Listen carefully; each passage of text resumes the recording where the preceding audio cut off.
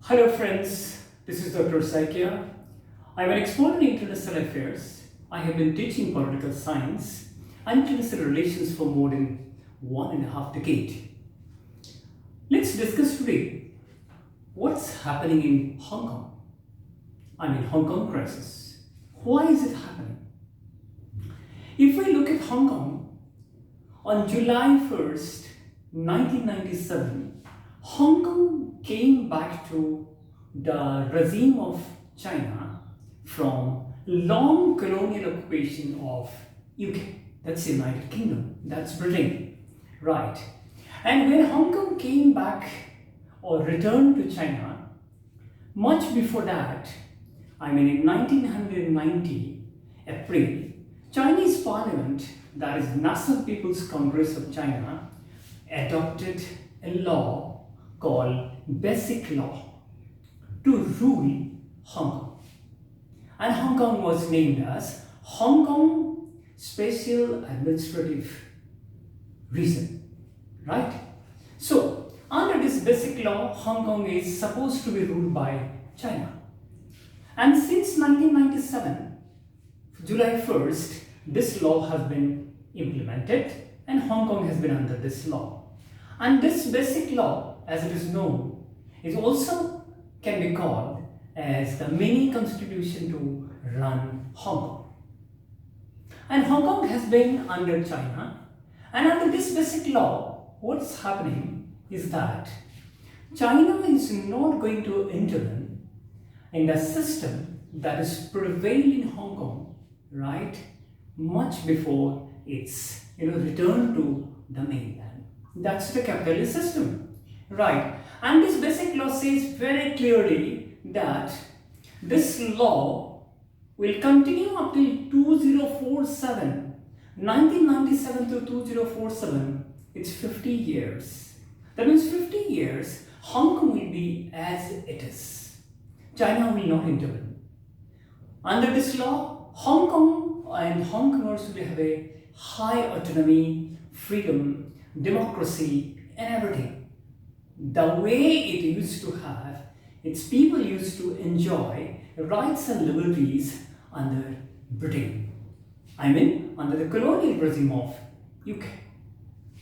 Then, why there is a problem in Hong Kong? This problem started with the coming of, with the coming of Xi Jinping in 2012. He has been giving a strong hint that the Basic Law can be twisted and turned. In June 10, 2014, a report published by Beijing said that, what it said? That, Hong Kong's constitutional autonomy can be compromised, can be changed to protect the interest of the mainland. From then, a kind of a conflict started between, Hong Kongers and the mainland. That is how it started. And in the same year, what has happened? Hong Kong, under this Basic Law, has a legislative council, what is known as LegCo, LEGCO. And mainly, its administrators or representatives are nominated or selected by the mainland. But in 2014, Hong Kongers demanded that they should be popularly elected by its citizens. But then the mainland said a pre-approval for the candidates to come into the LegCo will be decided by the mainland. With that, a huge movement, democracy movement, activist movement started in the island of Hong Kong. That movement is known as Umbrella Movement or Occupy Central Movement. This movement is mainly spearheaded by the young Hong Kongers who had, most of them never wanted to know in fact about what the mainland stands for, right?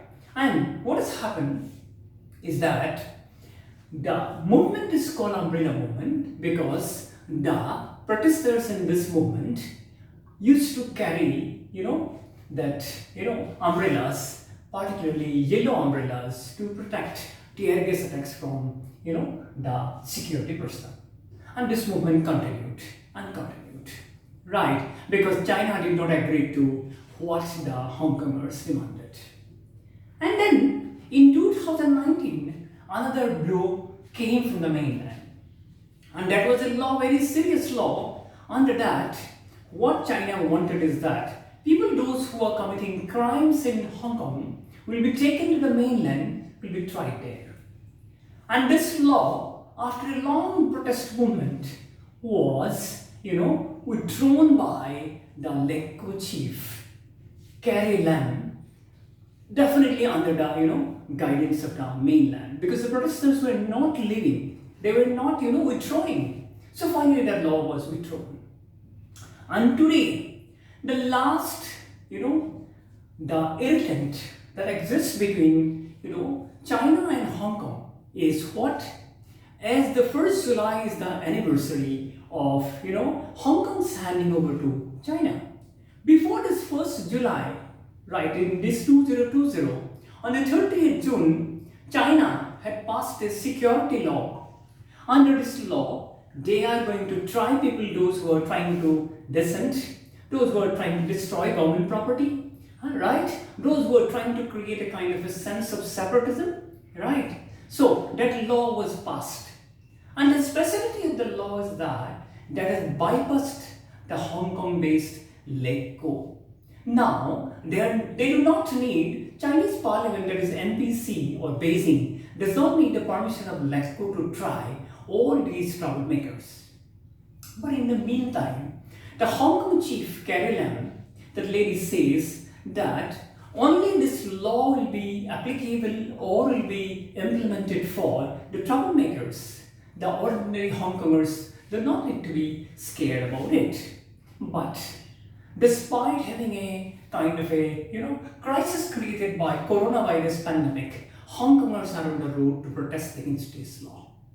Finally, what has happened, what we have seen is that international community has seen is that from one country, two system, what was guaranteed under the basic law, the de facto constitution of Hong Kong, now Xi Jinping or Beijing has turned this island into one country, one system.